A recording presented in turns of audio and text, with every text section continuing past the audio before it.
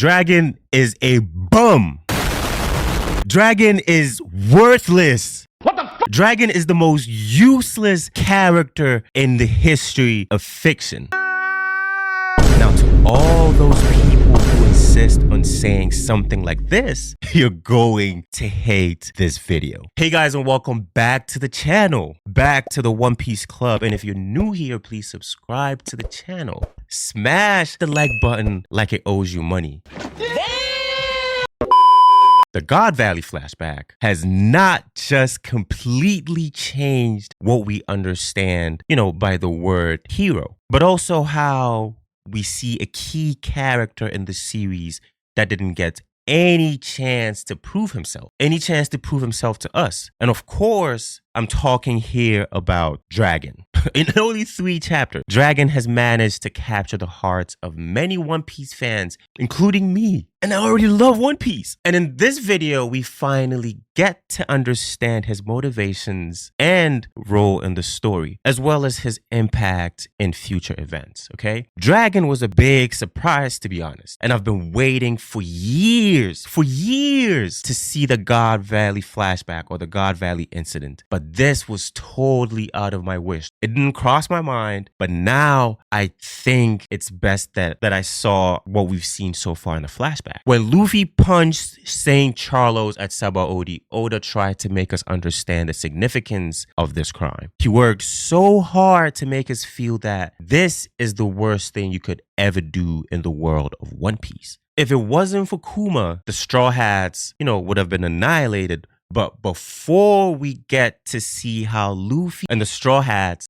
built this friendly relationship with Kami, which, as you all know, is important to Luffy's personality. So when he saw his new friend being sold in an auction, imagine if Luffy just randomly went to the auction and saw random people he never met before being sold. Would he react the same? I want to know what you guys think right now in the comments. Let me know, because this is about to get interesting, okay? Write your comments down in the comments below, because this is going to be interesting. I don't think so, because what motivated Luffy here is a mixture of his sense of justice and, more importantly, his care for his friends. And guess what? Dragon did the exact same thing. I hope you understand what's at stake here. Defying the celestial dragons means death, especially when you're surrounded by thousands of Marines and, a bunch of Holy Knights. Yet, he risked his life to save the babies of a woman he never met. I won't react to this event the same way if Dragon was as strong as Kobe or someone at his level at that time. It's enormous. He was young, he was new, he was weak. His father is the most famous and probably the most strongest Marine in the world. And he was this close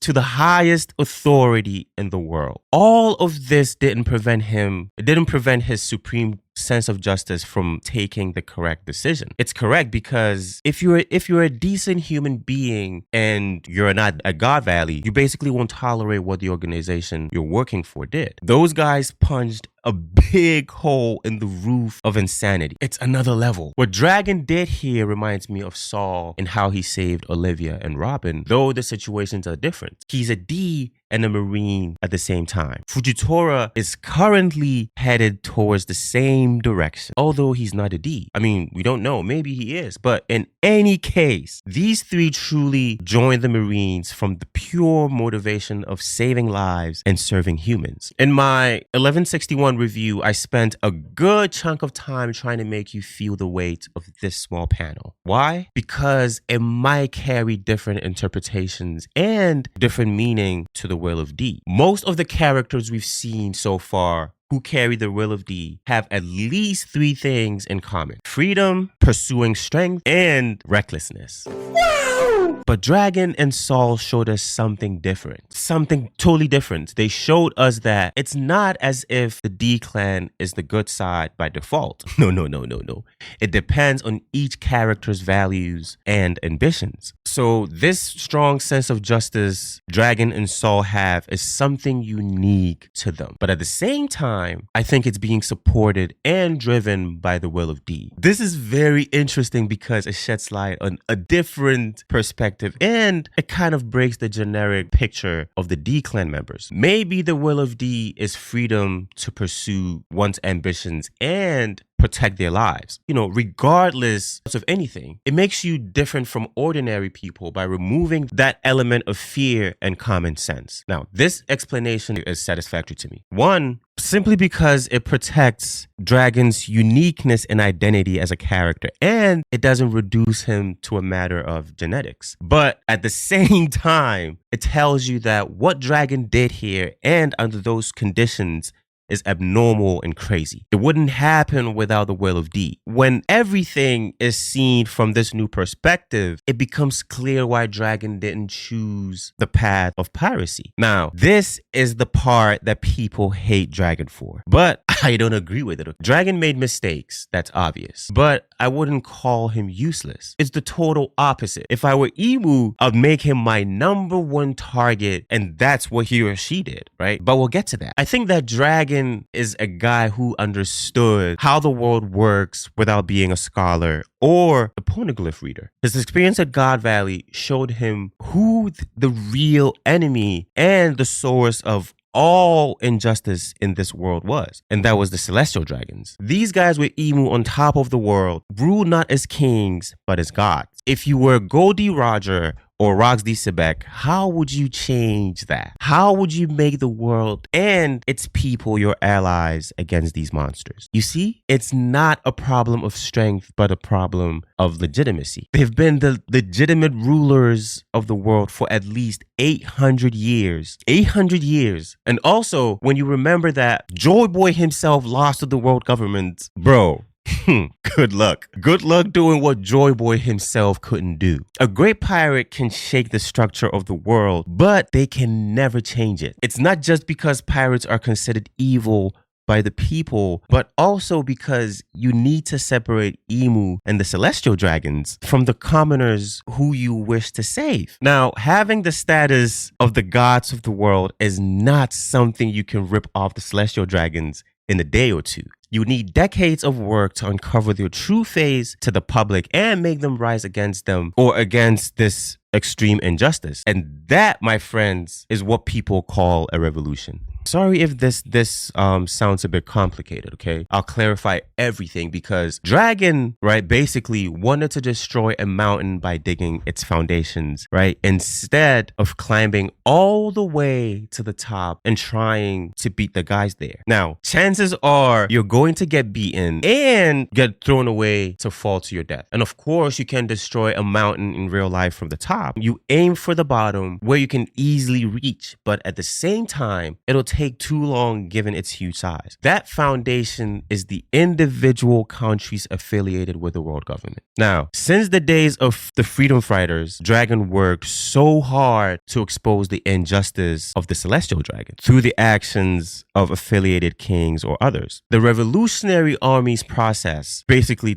the revolutionary army's process of destabilizing the world government was long, both in the story and in real life terms. Now, I hope you didn't forget that Dragon and the Revolutionary Army have been a part of One Piece since the early arcs. For example, in the Arabasta arc, we get to know how popular revolutionary ideas have become in the world due to Dragon's increased influence. The Revolutionary Army didn't take part in Koza's rebellion simply because it goes against their goals and policies. Dragon explicitly said that their true aim or their true enemy is the celestial dragons and not the individual kings of the affiliated nations. But if they have to, they don't hesitate to work to take down a very corrupt monarch like the Sorbet King. Aside from Luffy, the #1 headache for the world government in the past few years has been none other than Dragon. Now, during those early arcs, we got small yet important information about the instability he's been causing throughout the world. Like I said before, all of this is meant to weaken the celestial dragons, because if you can either convince or replace kings by those who won't pay the price or pay the tribute and send new recruits to the Marines, you're doing massive damage to them. Are you understanding what I'm saying? By chopping off their influence little by little, the Revolutionary Army has been able to take the war a step further. You can think about it in this way, right? Dragon wanted first to rescue people. So he started with some intensity to spread his ideals, and then eventually transitioned or transformed the freedom fighters into the Revolutionary Army. Afterwards, his objective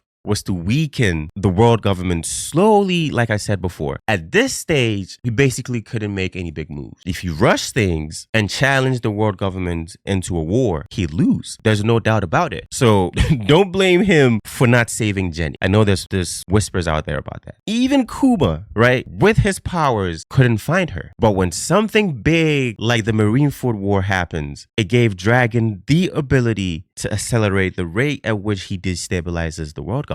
It's simple, because from this point on, the Marines have been very busy with pirates, and with the recent defeat of Kaido and Big Mom, things don't look good for them. This is the perfect chance, if you ask me, for Dragon to strike while they're distracted and be attacked from multiple sides. Dragon's best revolutionary investment in his entire life was the night he gave birth to Luffy. Like, let's be for real. That was the best investment he made. He's been moving behind Luffy's shadow and smartly using the chaos he basically Luffy causes to his advantage. Now, as a father, he might be the worst, but as a strategist, he's the best, I think. Now, the third and final phase is the showdown. Dragon, or rather Sabo, can they do what Rox did 4 decades ago? Or even more, basically. Rox was sweating bullets when he saw Imu. Let's face that. Sabo, that crazy guy attacked him and managed to escape alive. Bro, oh my God. What is that? Like, I'm still getting shocks even after more than a year has passed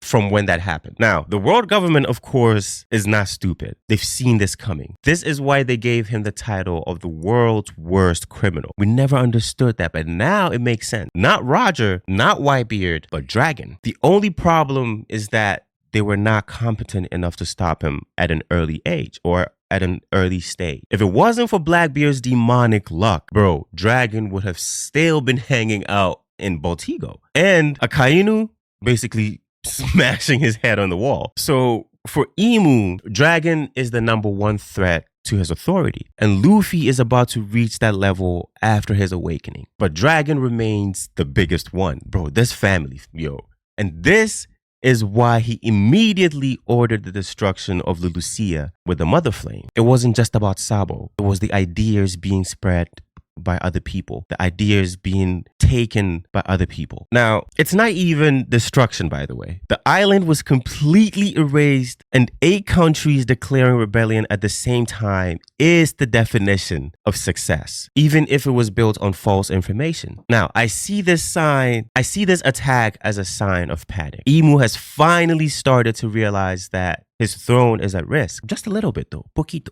Just a little bit though. Now, if our theories are right, he might be immortal. A clear evidence of this is sending the Holy Knights to try and force Elbaf to work for him. It's clear he needs more combat power by his side, right? But don't forget that at the same time, we still don't know anything about Dragon's powers and abilities. And we've seen when Kaido got his devil fruit from this flashback. I suspect that he's already at Yonko level, but no matter how strong Dragon is, Dragon has one huge obstacle that must be cleared before he takes out Imu. He just learned about Imu's existence from Sabo, so he may have miscalculated his preparations, for the final war. I'm talking about the Holy Knights, by the way. He probably thought that the Holy Knights and the 5 Elders were basically the final line of defense that protects Marijoa. He bet on the Marines being completely overwhelmed by the chaos, which was basically caused by the Revolutionary Army and pirates, and he won that bet. So basically from this point, we wouldn't need to just take down a Holy Knight, and despite knowing that, and despite knowing their strength firsthand, he chose to kick off the final phase. This means that he's confident about his power. Now, the miscalculation I'm talking about is the huge imbalance Imu brings into the equation, okay? The Revolutionary Army is a group of mid-tier fighters. We all know that. They're by no means a very strong group. So initially, Dragon basically thought he could take out as many Holy Knights by himself, while the rest of the army dealt with the rest somewhat. But with Imu, the story is different. There's no guarantee that he can defeat Imu, and there's absolutely no way that the Revolutionary Army can beat the Holy Knights. Can we accept that? This is where the role of the Straw Hats come in. At this moment, Imu has two options. Either get more aggressive and use the Mother Flame to erase their biggest enemies, and basically this will isolate the Revolutionary Army from the nation supporting them. Or Imu can take the initiative and send the Holy Knights to Kamabaka Kingdom or some other place, a place where Imu is confident that Dragon will go. I bet that Imu is gonna go with option 2 if they don't want the celestial dragons to die of starvation. Plus, using the Mother Flame again from a writing point of view is not a good option for Oda. If this happens, I think another coincidence or fate, I should say, will take Luffy to his father. They're basically going to meet. The Straw Hats have always been there to save the day and make the world government cry in agony. Why does this gum bastard always arrive at the worst time? That's what the 5 elders will say when that happens. They're gonna be like, why does this gum bastard always appear every time we have to get serious? Luffy. That is what they're gonna say. And only then can we have a fair fight. Not a balanced one, but at least Dragon will be able to fight without worrying about his comrades. He wouldn't have to worry about his comrades getting injured or slaughtered in 2 seconds basically by the Gorosei. But unfortunately, no matter how much I rack my brain and put myself in Dragon's shoes, I don't see myself winning. Dragon will basically ultimately fail, but he will pave the way or the path for Luffy, who destiny has chosen. This is a big claim and I'm fully responsible for it. Huge claim. I'm saying it right here and right now. The reason Joy Boy or any other big enemy of Imu failed is not having the GOAT Monkey D Dragon. They did not have a strong dragon to do the dirty work for him to lay the foundations for their victory. Now, make sure you become a GOAT by hitting the subscribe button. I said before, like he owes you money. And I'll catch you guys in the next video. Peace.